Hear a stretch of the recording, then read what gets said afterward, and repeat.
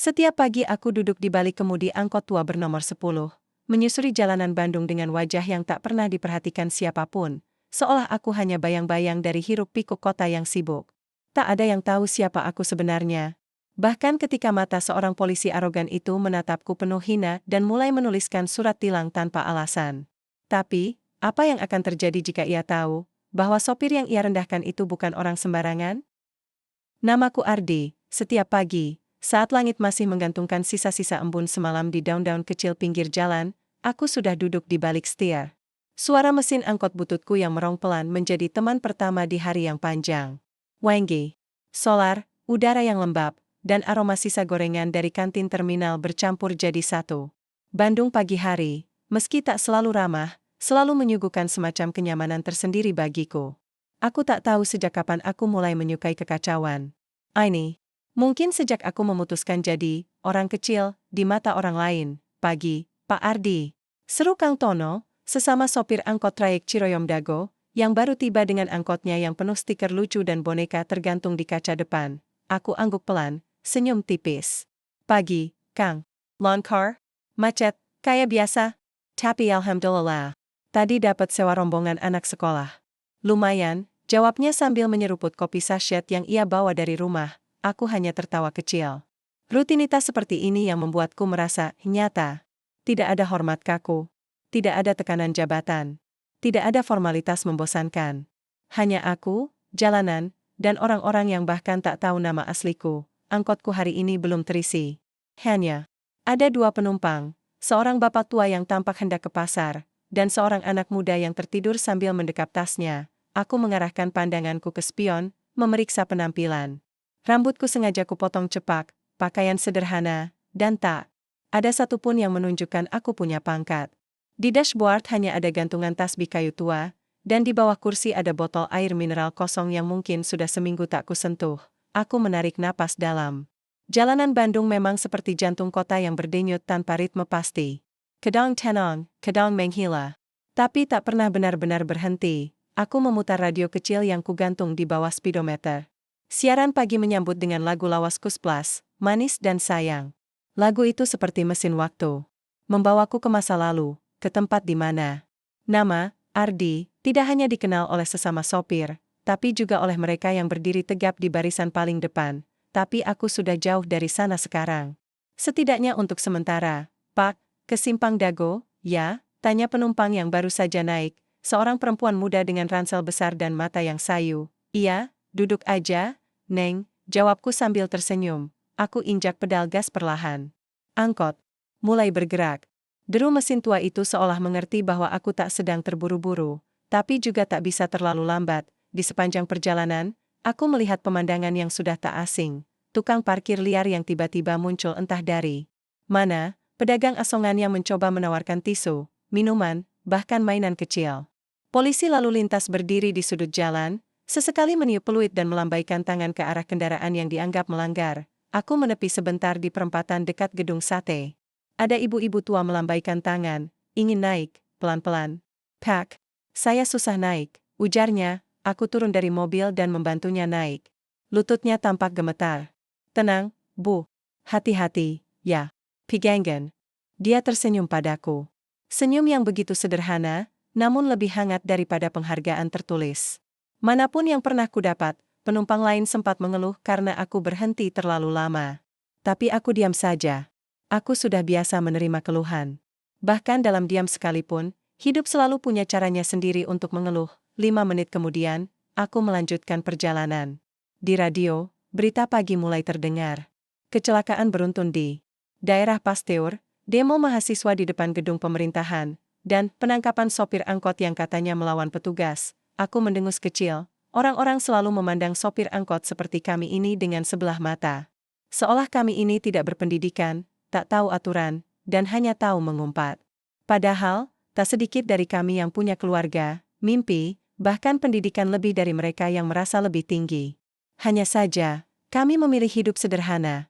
Bukan karena tak mampu, tapi karena kami tahu, kadang, kekuasaan hanya membuat manusia lupa diri. Angkotku terus melaju. Jalan mulai ramai. Klakson-klakson mulai bersahutan seperti orkestra yang kehilangan konduktor. Tapi aku tetap tenang. Sudah bertahun-tahun aku hidup dalam kekacauan seperti ini, tapi, jauh di dalam diriku, aku tahu, akan datang satu hari, di mana semua kesabaran ini akan diuji. Bukan oleh keadaan, tapi oleh manusia yang merasa punya kuasa atas yang lain, dan hari itu, sepertinya sudah dekat. Aku menepi lagi, di dekat lampu merah simpang 5. Seorang pria berseragam menghampiri. Wajahnya tak asing, tapi aku tahu dia bukan dari wilayah ini. Peluitnya terdengar nyaring, tangannya menunjuk angkotku. Turun. Serunya, aku menoleh, menatap wajahnya tanpa ekspresi. Namanya Bribka Tony. Polisi lalu lintas dengan reputasi buruk di kalangan sopir angkot. Sok kuasa, suka maki, dan tak segan menyita tanpa prosedur. Ada apa, Pak? Tanyaku pelan. Jangan. Sok polos. Lu berhenti sembarangan. Gak lihat rambu? Padahal aku yakin, sangat yakin, aku berhenti tepat di tempat yang seharusnya. Aku menoleh pelan ke belakang. Penumpang mulai memperhatikan. Beberapa sudah pasang wajah tak nyaman. Tapi aku tak menjawab Tony. Aku hanya turun perlahan dari mobil. Iya. Mendekat. Nadanya makin tinggi. Mana surat-surat lo? STNK sama SIM, buruan. Aku menghela napas dalam-dalam. Dalam hati, aku tahu, ini saatnya, tapi belum sekarang, belum di sini. Pagi itu, setelah kejadian dengan Bribka Tony, aku kembali. Duduk di balik kemudi angkotku. Surat-surat masih lengkap di dompet tua yang mulai robek di ujungnya. Tony memang arogan, tapi aku tahu batas. Aku tahu kapan harus bicara, kapan harus diam, dan diam, seringkali jadi senjataku yang paling ampuh. Jalanan kota Bandung mulai menggeliat. Seperti ular besar yang merayap pelan di antara aspal retak dan marka jalan yang nyaris hilang warnanya. Klakson terdengar bersahutan, motor-motor menyalip dari kiri dan kanan seperti tak kenal aturan. Tapi aku tetap tenang. Aku sudah terbiasa. Dari arah Simpang Dago, seorang ibu muda melambaikan tangan. Ia tampak gelisah sambil memegangi perutnya yang membuncit. Wajahnya pucat, keringat membasahi dahinya meski pagi masih sejuk. Aku segera menepi. Ibu mau kemana? Tanyaku sambil turun, membantunya naik. RS Boromeus, Pak. Saya Hamil 7 bulan. Tadi perutnya kencang banget. Tenang, Bu. Duduk pelan-pelan ya. Pegang yang kuat. Ia mengangguk sambil menahan napas. Tangannya menggenggam sandaran kursi begitu erat seolah takut tubuhnya akan terjatuh kapan saja. Aku kembali ke kursi. Kemudi dan memutar setir perlahan. Penumpang lain di dalam mulai ribut. Pak, ini gimana? Saya udah telat kerja. Iya nih. Gak bisa gitu juga, Pak. Aku menoleh ke belakang. Maaf, penumpang saya sedang darurat. Saya antar dulu ke rumah sakit. Kalau gak berkenan, bisa turun di sini. Suasana hening sejenak. Ada yang mendengus. Tapi tak ada yang turun. Mungkin karena mereka tahu, manusiawi itu menular. Perjalanan ke rumah sakit tak lama, tapi cukup untuk membuatku merasa seperti bukan sopir biasa pagi itu. Ibu muda itu berkali-kali menahan perutnya, mengerang pelan sambil menggigit bibir. Udah nelpon suami, Bu? Tanyaku. Udah, Pak. Dia di jalan. Aku hanya mengangguk, lalu menambah kecepatan sedikit. Hari-hari. Tapi, cukup cepat untuk menyelamatkan rasa cemas di wajahnya. Saat tiba di depan IGD, aku turun dan membuka pintu untuknya. Seorang satpam membantu membopong tubuhnya masuk ke dalam. Pak Ardi, makasih ya, makasih banyak, ucapnya lirih sebelum pintu IGD tertutup. Aku tak menjawab. Cukup bagiku melihat dia selamat sampai tujuan, kembali ke angkot, penumpang masih diam. Lalu, seorang bapak yang duduk di belakang membuka suara, itu istri bapak? Aku menoleh, sedikit tersenyum. Bukan. Penumpang biasa. Ia mengangguk perlahan. Tak ada komentar. Tapi dari sorot matanya, aku tahu. Mungkin hari ini mereka melihat sopir angkot dari sisi yang berbeda. Aku kembali ke trayek semula. Jalanan semakin padat. Udara semakin panas. Dan suasana hati kadang ikut terbakar kalau tidak benar-benar sabar. Di lampu merah, aku melihat seorang anak Kessel menjual tisu. Usianya mungkin tidak lebih dari 10 tahun. Bajunya lusuh, rambutnya acak-acakan. Ia mendekat ke jendela, aku turunkan kaca. Neng, udah makan belum? Anak itu menggeleng pelan, aku membuka dompet. Hanya ada 2 lembar uang 10 ribuan dan beberapa receh. Kupilih 1 lembar dan memberikannya. Beli makan dulu, ya. Jangan cuma kerja. Ia tersenyum lebar. Makasih, Om, ada sesuatu. Dalam senyum itu yang membuatku ingin memeluk dunia. Tapi tentu saja aku hanya bisa tersenyum balik dan mengangguk. Terkadang, Dunia memang hanya butuh sedikit kebaikan kecil untuk tetap berputar. Siang mulai merayap. Aku berhenti sejenak di bawah jembatan layang. Makan siangku sederhana, nasi bungkus dari warung langganan di terminal, dan teh tawar hangat dalam botol bekas air mineral. Sore harinya, saat aku kembali menjalankan angkot, aku melihat hal yang membuatku berhenti mendadak. Di depan halte Simpang Dago, dua orang berseragam sedang berdiri, salah satunya adalah Tony. Tapi kali ini, ia tak bertugas, ia berdiri sambil tersenyum, senyum yang sangat tidak biasa. Bukan senyum ramah. Tapi senyum seseorang yang yakin sudah mengunci mangsanya, ia memberi isyarat tangan agar aku berhenti. Penumpang di dalam angkot mulai gelisah. Beberapa dari mereka menoleh ke arahku, aku menarik napas panjang, menepikan angkot. Perlahan, Tony mendekat, wajahnya tetap tersenyum. Bisa turun sebentar, Pak Sopir, katanya dengan nada sok ramah, aku keluar. Wajahnya mendekat ke telingaku, kamu pikir kamu aman? Kamu kira jabatanmu bisa lindungi kamu selamanya? Aku menatapnya tajam. Tak menjawab, lihat saja. Ini belum apa-apa. Kau bukan siapa-siapa di mataku, meskipun kau pakai pangkat bintang 7 sekali pun. Aku tetap diam. Tapi aku rekam percakapan. Itu lewat alat kecil di saku dalam jaketku. Bukan untuk membalas. Tapi untuk menyiapkan diri. Karena aku tahu, badai yang sesungguhnya belum datang. Malam itu, sekitar pukul 9, aku sedang duduk di kontrakan, lampu redup, televisi menyala. Pelin menayangkan berita. Ponsel khususku berbunyi pelan. Sebuah pesan masuk dari kanal pengawasan, target menunjukkan peningkatan agresi. Dua anggota Intel kami diserang saat mengawasi lokasi pos. Kami sarankan Anda berhenti turun langsung, atau kami tarik kembali ke markas. Aku balas cepat, tidak. Ini belum selesai. Selama saya belum lihat kalian digakan, saya tetap di sini. Tak sampai sejam kemudian, seseorang mengetuk pintu rumahku. Kuat. 3 kali, aku mengambil pisau lipat kecil dari bawah meja. Menyembunyikannya. Di balik lengan baju. Dengan langkah tenang, aku buka pintu perlahan, 2 orang bertopeng berdiri di luar. Tanpa bicara, mereka langsung mendorong pintu dan masuk. Tapi mereka tak tahu, aku sudah siap. Satu tendanganku mendarat tepat di dada salah satu dari mereka, membuatnya mundur dan terhuyung ke dinding. Yang satunya mencoba menyerangku dengan benda tumpul, tapi aku menyilang lengan dan membantingnya. Ke lantai, hanya dalam waktu kurang dari 2 menit, keduanya tersungkur. Salah satu mencoba kabur, tapi aku menginjak tangannya. Siapa yang suruh kalian? Mereka tak menjawab. Tapi dari cara mereka bergerak, dari pola serangannya, jelas. Mereka bukan preman biasa, mereka terlatih, dan mereka ingin menghilangkanku, aku. Mengikat tangan mereka, lalu menelpon kanal darurat yang diberikan oleh pengawas. Dalam waktu 10 menit, 2 mobil taktis datang diam-diam. Tanpa suara, mereka membawa 2 pria itu pergi. Tak ada yang tahu. Tak ada yang melihat. Tapi aku tahu satu hal, Tony, sudah kelewat batas, ini bukan lagi soal pungli atau arogansi. Ini percobaan pembunuhan. Ancaman langsung terhadap petugas negara dalam penyamaran, dan kini, bukan hanya dia yang akan kuhadapi.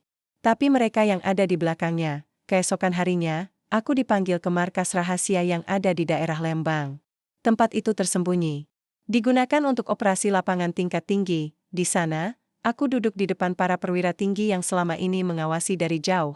Saya tahu ini bahaya, kataku di depan mereka. Tapi kalau kita mundur sekarang, semua ini percuma. Semua kejahatan yang kita kumpulkan akan menguap. Tony akan merasa menang. Dan aparat lain akan kembali berbuat semena-mena. Salah satu dari mereka menatapku dalam, kalau kau lanjut. Ini bukan lagi penyamaran. Ini pertempuran terbuka. Kau siap dengan segala risikonya? Aku mengangguk, saya siap. Dan hari itu, rencana besar pun disusun. Tony tak akan tahu. Tapi minggu depannya seluruh langkahnya akan dipantau. Rekan-rekannya akan diawasi. Setiap rupiah pungli akan dihitung. Dan saat-saatnya tiba, semua akan diseret ke hadapan hukum, aku. Kembali ke kota hari itu dengan hati yang tak lagi ragu. Karena aku tahu, kebenaran sedang diuji, dan aku siap bertarung. Hari-hari tenang di Bandung berubah menjadi tegang. Jalan-jalan yang biasanya ramai tawa sopir dan canda penumpang, kini seperti dipenuhi bisik-bisik waspada. Mereka tahu ada sesuatu yang salah. Sesuatu yang membara di bawah permukaan kota. Seperti bara dalam sekam yang siap meledak kapan saja. Tony tidak tinggal diam. Setelah 2 orangnya gagal dalam upaya penyerangan malam itu, dia berubah, bukan menjadi lebih tenang, tapi lebih liar. Seperti anjing yang terluka dan merasa terpojok, dia mulai menggigit siapapun yang dekat. Dan sayangnya, yang kena justru orang-orang tak berdosa. Pagi itu, aku sedang menyetir melewati perempatan Jalan Cipaganti. Penumpang sudah mulai banyak. Udara Bandung cukup dingin, kabut tipis masih menggantung di ujung jalan. Saat aku menepi untuk menurunkan penumpang, tiba-tiba suara bentakan memecah suasana. Berhenti semua. Turun. Pemeriksaan mendadak. Tony berdiri di tengah jalan, kali ini ditemani 5 orang berseragam. Tapi yang membuatku kaget, semuanya bukan polisi biasa.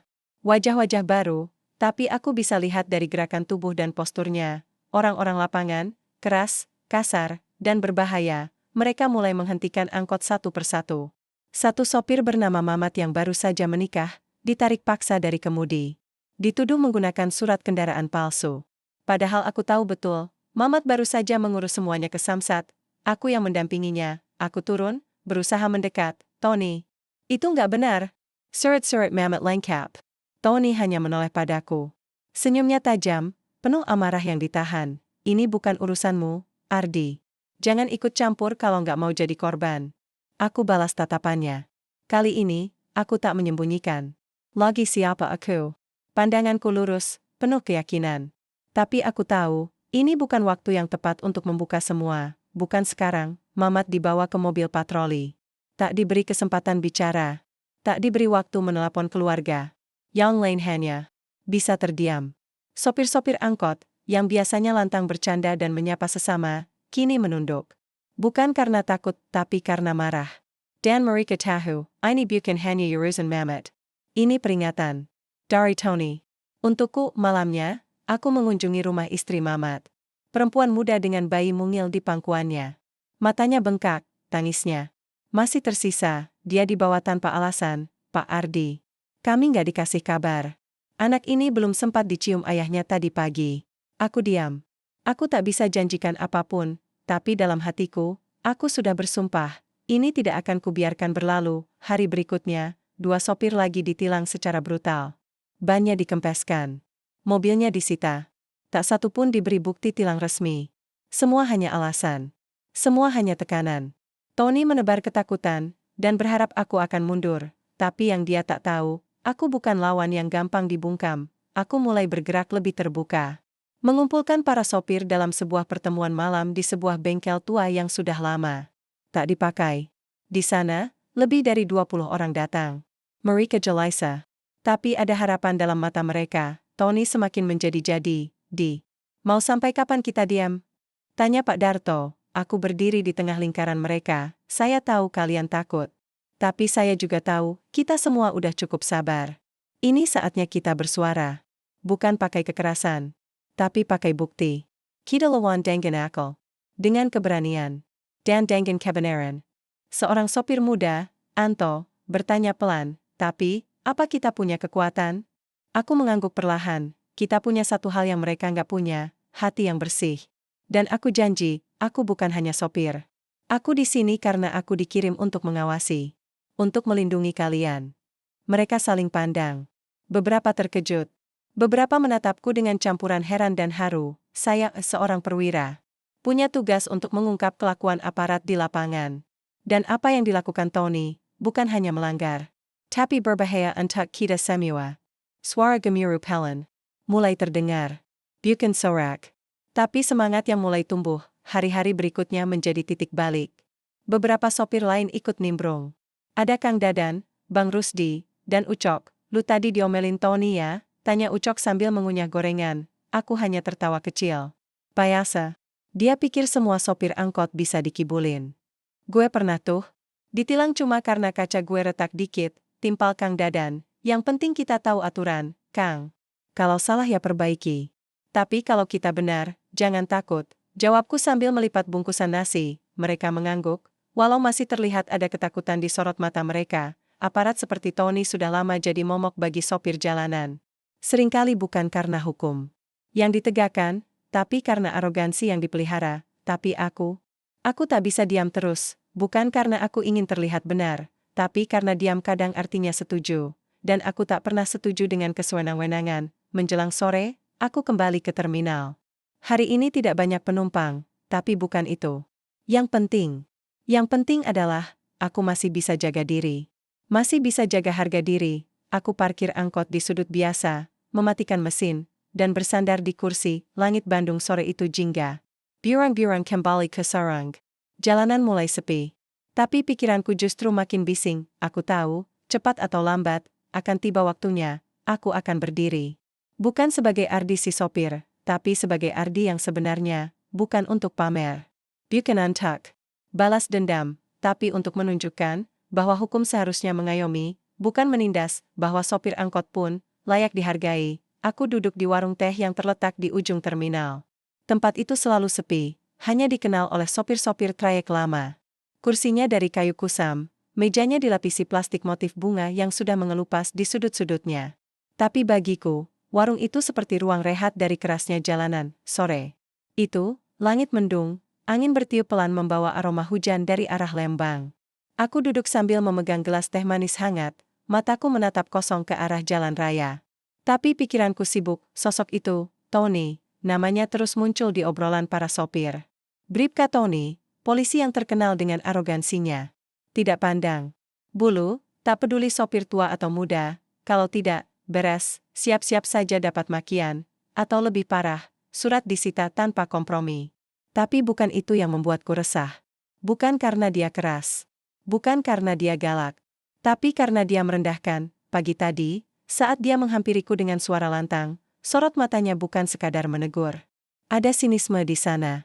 Seolah aku ini hanya debu jalanan yang bisa dia injak sesuka hati.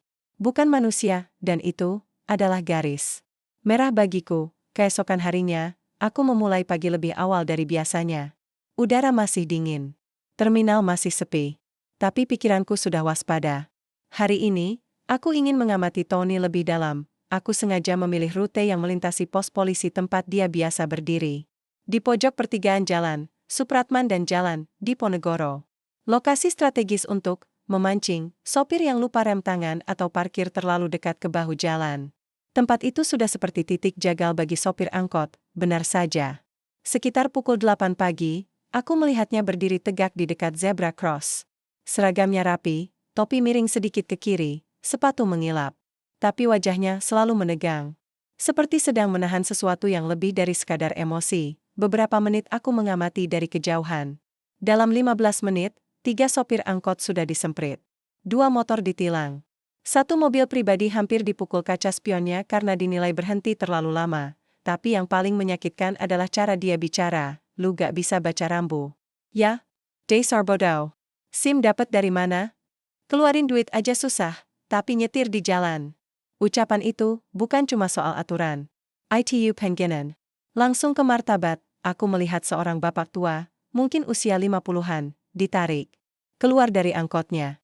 Wajahnya ketakutan, tangan gemetar saat mencoba menunjukkan STNK. Tony tak peduli. Ah, udah? Pacey. Sini kunci mobilnya. Aku menggeram pelan di balik kemudi. Tangan kiriku mengepal di atas setir, tapi aku tahan, masih belum waktunya. Hari itu, aku mengikuti Tony dari kejauhan. Bukan untuk menguntit, tapi untuk tahu siapa dia sebenarnya. Orang seperti itu tak lahir dari ruang kosong. Pasti ada alasan kenapa dia menjadi seperti sekarang. Di siang hari, aku melihatnya masuk ke warung kopi kecil dekat kantor polisi. Aku sengaja parkir agak jauh, turun, dan duduk di kursi luar dengan punggung menghadap ke dalam.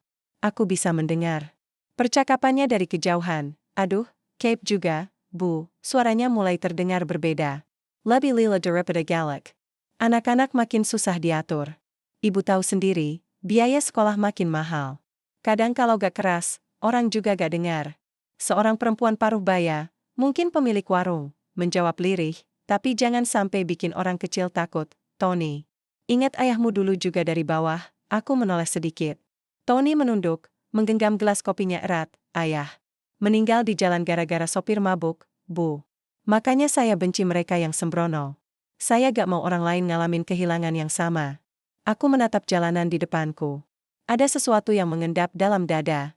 Amarah mulai bercampur dengan pengertian. Kadang orang yang paling galak adalah mereka yang paling terluka, tapi tetap saja, luka bukan alasan untuk berlaku semena-mena. Sore harinya, saat aku hendak kembali ke terminal, aku melihat Tony lagi. Dia berdiri di tengah jalan, menghentikan mobil pribadi berwarna hitam yang nyaris menabrak seorang pejalan kaki. Kali ini, nadanya berbeda. Tegas, tapi tenang, Pak, hampir aja tadi. Hari-hari. Di sini banyak anak sekolah. Mobil itu melaju lagi setelah dia memberi aba-aba, dan aku mulai sadar. Tony punya dua wajah. Satu untuk masyarakat luas, satu lagi tersembunyi dalam luka. Masa lalu yang belum sembuh, tapi luka pribadi bukan tameng untuk menindas. Aku menyandarkan kepala ke jendela. Hujan mulai turun pelan. Suara rintiknya menenangkan, tapi hatiku mulai tak tenang. Tony bukan sekadar polisi arogan. Dia simbol dari sistem yang membiarkan ketidakadilan berjalan dengan seragam, dan mungkin sudah saatnya seseorang memberinya pelajaran, bukan dengan amarah, tapi dengan kebenaran dan keberanian yang tidak datang dari pangkat, tapi dari niat, dari seseorang yang mereka kira cuma sopir angkot biasa. Hari itu, hujan turun sejak pagi. Bukan gerimis biasa, tapi hujan yang deras. Dan terus-menerus. Udara Bandung menjadi dingin, aroma tanah basah memenuhi jalanan, dan langit tertutup awan gelap seolah menyimpan sesuatu yang berat. Aku menyetir pelan. Wiper angkot bekerja keras membersihkan kaca depan yang tertutup air. Jalanan basah, genangan. Mulai muncul di sudut-sudut aspal yang tidak rata. Tapi di tengah dinginnya cuaca, pikiranku justru semakin panas. Tony, namanya makin sering disebut para sopir. Makin hari, tindakannya makin menjadi-jadi. Satu dua sopir ditilang karena pelanggaran kecil, bahkan beberapa dari mereka mulai diperas secara halus. Katanya, uang pelicin, agar tidak diseret ke pos. Tapi semua tahu, itu pungli yang dibungkus. Dengan kata manis, aku sudah cukup melihat dan mendengar, dan hari itu, aku memutuskan untuk memulai langkah pertama. Selepas mengantar penumpang terakhir ke arah pasar sederhana, aku menepi di sebuah bengkel kecil milik temanku, Kang Iman. Di belakang bengkel itu, ada ruangan sempit berisi meja tua, lemari besi kecil, dan sebuah rak berdebu penuh dengan dokumen. Aku buka lemari itu, mengeluarkan satu map lusuh yang selama ini kusimpan baik-baik. Isinya, bukan surat kendaraan atau STNK, tapi dokumen rahasia, identitas, dan beberapa surat tugas, lengkap dengan kop institusi dan tanda tangan jenderal. Aku tatap nama di sudut atas lembar itu, Letjen Ardi Pratama, Pusat Pengawasan Kedisiplinan Internal. Satu napas panjang kutarik. Rasanya aneh, membuka kembali jati diri yang selama ini kukunci rapat. Bukan karena takut, tapi karena aku ingin melihat dari dekat, seperti apa wajah sebenarnya aparat kita di lapangan. Dan sejauh ini, apa yang kulihat menyakitkan. Aku duduk, membuka ponsel khusus yang kusimpan tersembunyi di bawah jok angkot. Sebuah pesanku ketik, subjek target terpantau kembali melakukan intimidasi terhadap masyarakat sipil. Perlu tindakan lanjutan. Saya akan menangani secara langsung. Pesan itu kukirim ke satu nomor. Tak ada nama. Tapi aku tahu siapa penerimanya. Orang kepercayaanku di markas besar. Aku berdiri, menatap kaca jendela kecil yang sudah berkabut. Waktunya mulai. Gumamku, beberapa hari berikutnya, aku terus menjalani rutinitas seperti biasa. Menyetir, menunggu penumpang, mengobrol dengan sopir lain. Tapi ada yang berbeda. Aku mulai mencatat detail-detail kecil yang sebelumnya tak kupedulikan. Waktu patroli Tony, pola tilangnya, siapa saja yang sering ditekannya, dan siapa yang diam-diam memberi uang agar lolos. Semua kudokumentasikan dalam catatan kecil yang kusimpan di dompet. Aku tahu, untuk menindak seseorang seperti Tony, tak cukup dengan laporan. Aku butuh bukti. Dan aku sudah terbiasa hidup dalam diam sambil mengamati.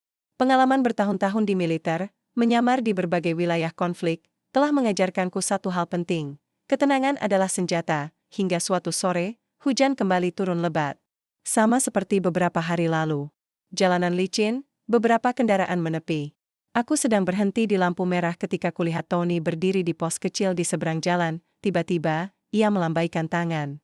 Memanggil angkotku, aku menepi perlahan. Menurunkan kaca jendela. Kamu lagi, serunya keras. Aku tersenyum sopan. Selamat sore, Pak. Dia tidak menjawab. Tangannya langsung menunjuk ke arah ban belakang angkotku. Ban kamu gundul. Ini udah melanggar. Aku turun, ikut melihat. Memang sedikit aus, tapi tidak gundul total. Masih ada alur ban. Bisa dipakai. Masih layak, Pak. Saya baru ganti 2 bulan lalu, kataku tenang. Layak menurut siapa?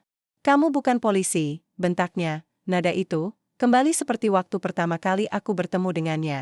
Arogansi penuh dendam.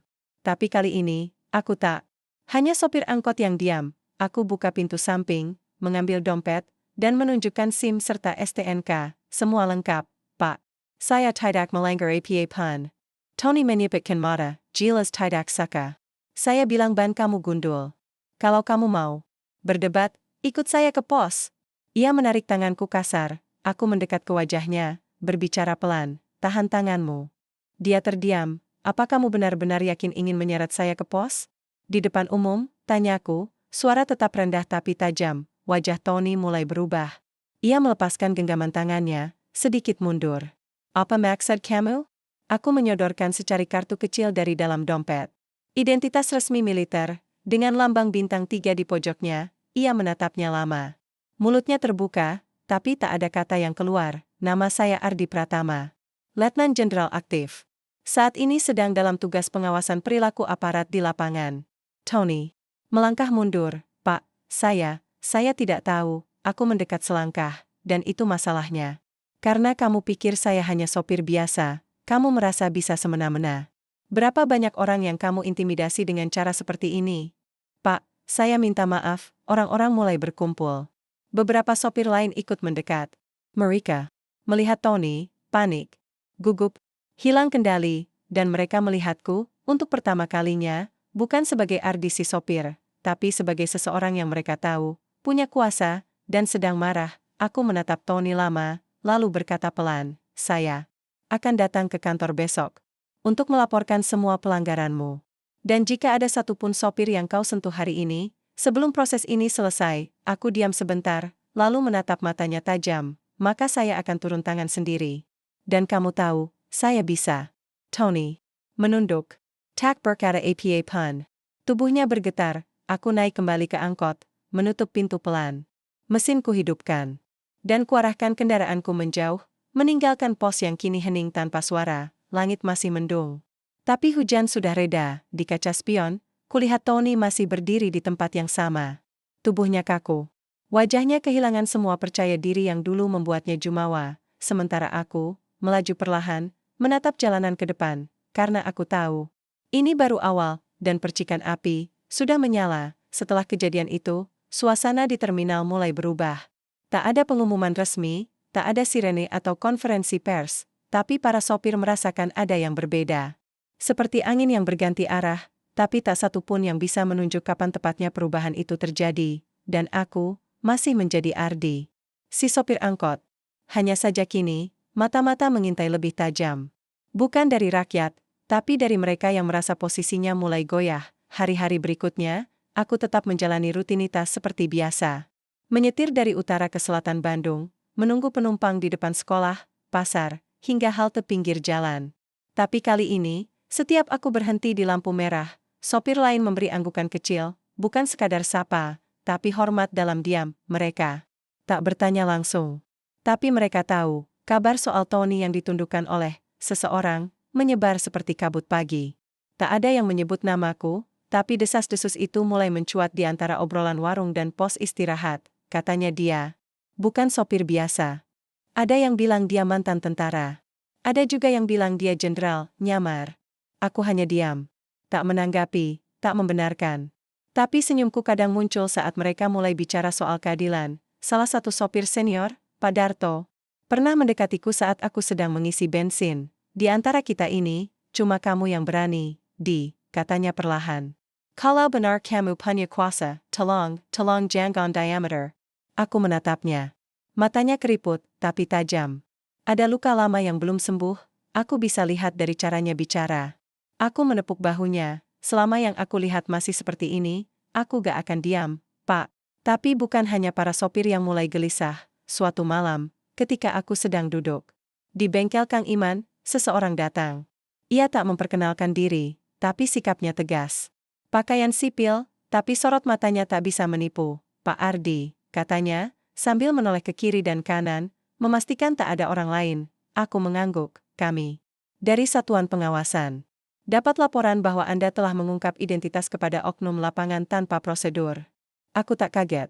Memang seharusnya aku sudah memperkirakan ini. Saya tidak berniat merusak prosedur, jawabku. Tapi saat seseorang menyalahgunakan seragam untuk menindas yang lemah, saya tidak bisa tinggal diam. Dan saya sudah kumpulkan cukup bukti, kalau Anda ingin saya serahkan. Pria itu terdiam sesaat, lalu mengangguk, kami akan tindak lanjuti. Tapi mulai sekarang, Anda perlu lebih berhari-hari. Orang-orang seperti Tony punya koneksi. Dan dia bukan satu-satunya yang kami curigai. Aku menatapnya dalam, justru karena itu saya di sini.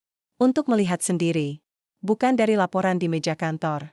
Tapi dari jalanan. Dari keringat orang-orang yang setiap hari harus pilih antara bayar makan atau bayar tilang. Pria itu diam sejenak. Kemudian menyerahkan sebuah amplop kecil, kalau butuh bantuan, ini akses ke kanal komunikasi langsung. Tapi ingat, Pak, kami butuh tindakan yang bijak. Anda bukan hanya pengamat, Anda teladan. Setelah pria itu pergi, aku membuka amplopnya. Isinya, kartu akses dengan lambang bintang 3, dan kode verifikasi 1 kali. Aku simpan dalam dompet, tepat di balik SIM dan STNK. Kartu itu akan kugunakan bila waktunya benar-benar genting, dan entah kenapa, aku mulai merasakannya, bahwa waktu itu sudah dekat. Beberapa hari kemudian, Tony kembali muncul. Kali ini tidak sendiri. Ia datang bersama 2 orang lain berseragam, berdiri di tengah jalan, memeriksa kendaraan yang lewat. Tapi cara pandangnya berbeda. Ia tak lagi bersuara keras, tak lagi membentak. Tapi juga tak tersenyum. Matanya seperti mengukur, mencari sesuatu, dan aku tahu, dia mencariku. Aku tidak menghindar. Sore itu, saat matahari hampir tenggelam dan langit berubah oranye keemasan, aku menghentikan angkot di dekat pos. Membuka jendela. Memandanginya dari balik kaca, dia melihatku. Kami saling menatap, tak ada kata-kata. Tapi tatapan itu penuh makna. Aku tahu, dia belum menyerah. Rasa malu, dendam, atau mungkin ketakutan akan kehilangan wibawa, membuatnya bertahan di medan yang sama, dan aku tahu satu hal, orang seperti Tony tak akan tinggal diam setelah harga dirinya diinjak. Malam itu, aku pulang ke rumah kontrakan kecilku di daerah belakang ujung Berung. Tempat itu jauh dari keramaian. Hening, hanya suara jangkrik dan angin malam yang menemani. Tapi perasaanku justru gelisah, seseorang mengikuti aku mengetahuinya sejak siang. Bayangan di kaca spion, motor yang terus menempel, dan seseorang yang berdiri lama di seberang warung padahal tak membeli apapun. Tony sedang mengintai. Atau orang-orangnya, aku tahu permainan ini, pernah kualami saat di medan operasi, di daerah konflik bertahun-tahun lalu. Awalnya hanya pengintaian, lalu ancaman. Kalau tak mundur, bisa jadi kecelakaan, tapi aku bukan orang yang mudah diintimidasi. Malam itu, aku buka laptop kecil yang selalu kusimpan di bawah tempat tidur. Aku ketik laporan lengkap, tanggal, kejadian, rekaman percakapan, foto-foto, hingga catatan dari para saksi. Aku tahu, saat semuanya semakin panas, aku tak boleh hanya mengandalkan jati diri. Aku butuh bukti, dan malam itu, aku kirim laporan lengkap ke kanal pengawasan pusat. Satu pesan terakhir kutulis sebelum menutup laptop, saya tak akan mundur. Tapi saya tak akan bermain kotor. Jika mereka datang, saya akan sayap. Tapi Catalan harus tetap berdiri, bahkan jika saya harus jatuh. Aku menutup laptop, lalu menatap jendela. Hujan mulai turun lagi, tenang di luar, tapi ombak besar sedang menggulung di dalam. Langit pagi tampak biasa, seolah tak ada yang berubah. Udara Bandung terasa dingin seperti biasanya. Tapi dalam dadaku, sesuatu mulai bergerak, tak tenang. Seperti udara yang menandakan badai. Suani yang terlalu suani hari. Itu, aku mulai seperti biasa, menyapu jok, membersihkan kaca, dan memeriksa mesin angkot. Para penumpang masuk satu persatu, ibu-ibu pulang dari pasar, mahasiswa hendak ke kampus, dan seorang bapak tua dengan keranjang rotan di pangkuannya. Tak ada yang aneh. Sampai aku melihatnya, sebuah mobil sedan hitam, tanpa plat dinas, berhenti di seberang jalan. 2 pria berbadan besar duduk di dalamnya. Wajah mereka asing, tapi sikapnya tidak. Mereka tidak menatapku langsung. Tapi aku tahu, mereka bukan penumpang. Mereka penjaga bayangan. Dan aku tahu, siapa yang mengirim mereka. Tony mulai bergerak, siangnya. Saat aku berhenti sebentar untuk makan di warung langganan dekat Pasar Baru, seorang anak kecil datang membawa surat. Kertas biasa, dilipat 2, tanpa amplop. Tadi ada yang nitip buat Om, katanya. Aku membacanya pelan. Berhentilah. Kau tak tahu siapa yang kau lawan. Kalau kau lanjut, bukan cuma kau yang kena. Pikirkan baik-baik. Aku menatap sekitar. Tak ada siapa-siapa. Jalanan tampak seperti biasa, hiruk-pikuk. Tapi aku tahu, pesan ini bukan gertakan, mereka tahu di mana aku makan. Mereka tahu aku sedang sendiri, mereka mulai menunjukkan taring. Aku bersama tim pengawasan mulai menyebarkan rekaman ke media internal. Foto-foto penyalahgunaan wewenang. Bukti pungli. Video Tony mengancam. Semua mulai naik ke permukaan, tapi tetap dalam jalur hukum. Namun Tony tak tinggal diam, puncaknya terjadi. Pada hari Jumat sore, ketika aku dalam perjalanan pulang. Tiba-tiba, seseorang menyeberang jalan di depan angkotku. Aku injak rem mendadak. Mobil berhenti. Tapi dalam detik yang sama, sebuah motor muncul dari belakang dan menabrakku, benturan keras. Membuat angkotku oleng. Penumpang di dalam teriak. Aku hanya bisa memutar setir, menyelamatkan arah, lalu menepi. Saat keluar, motor itu sudah kabur. Tapi aku tahu, ini bukan kecelakaan biasa, ini pesan. Dan aku sudah tahu pengirimnya. Malam itu, aku berdiri di atap kontrakanku. Memandang langit. Banding Yang Calabo. Di balik gemerlap lampu, kota ini menyimpan luka. Dan kini, saat luka itu dibuka, akan ada darah. Tapi darah siapa yang tertumpah? Itu tergantung langkah kita selanjutnya. Aku menggenggam kartu akses rahasia dari pusat. Dan akhirnya, aku tahu, waktunya telah tiba. Besok, aku akan mengungkap semuanya, di hadapan semua orang, di hadapan hukum. Dan jika Tony masih ingin bermain kotor, aku siap menghadapinya, bukan lagi sebagai Ardi si sopir, tapi sebagai Jenderal Ardi Wijaya. Hari itu datang lebih cepat dari yang kukira. Pagi di Bandung berjalan seperti biasa. Jalanan dipenuhi lalu lalang kendaraan, klakson bersahutan, dan aroma gorengan dari warung pinggir jalan menyapa indera. Tapi bagiku, semuanya terasa senyap. Sunyi seperti ruang kosong sebelum ledakan besar. Aku mengenakan seragam lengkap. Bukan jaket sopir angkot, tapi seragam resmi, rapi, bercahaya, dan penuh beban tanggung jawab. Di pundakku, bintang 3 menempel tegas. Identitasku tak lagi samar. Hari ini, segalanya harus jelas. Pukul 8 tepat, aku tiba di pos pemeriksaan utama yang biasa dijadikan pangkalan oleh Tony. Di sana, dia sedang berdiri seperti biasa, tegap, congkak, dan tak tahu bahwa langkah terakhirnya sudah dekat. Ada yang bisa saya bantu, Pak? Tanyanya dengan senyum ejek. Aku membuka jaket, memperlihatkan seragam dalam. Seorang pengemudi merekam dengan ponsel. Semua mata mulai tertuju pada kami. Aku Jenderal Ardi Wijaya.